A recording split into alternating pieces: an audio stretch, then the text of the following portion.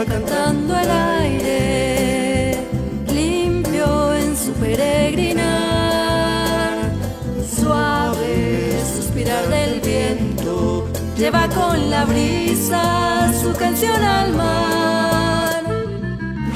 Agua cristalina, agua, brota desde el manantial.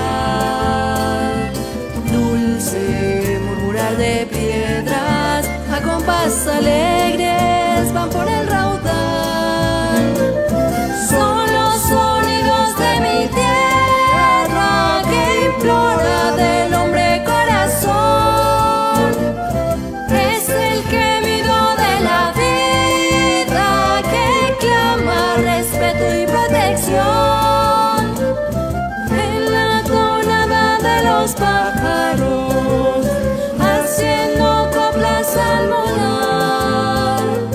Del surco es la melodía, por sentir que todavía hay semillas por sembrar.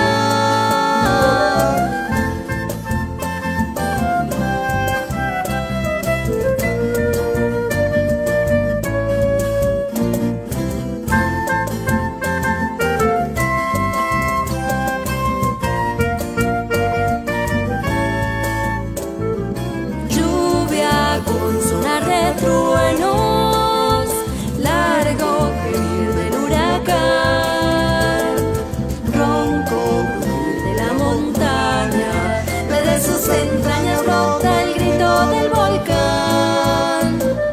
Son los sonidos de mi tierra que implora del hombre corazón.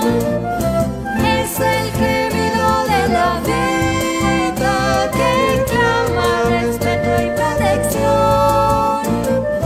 En el lenguaje de los árboles, en los rumores de una flor, en el cantar del arroyuelo que por valles y senderos le da vida a la nación.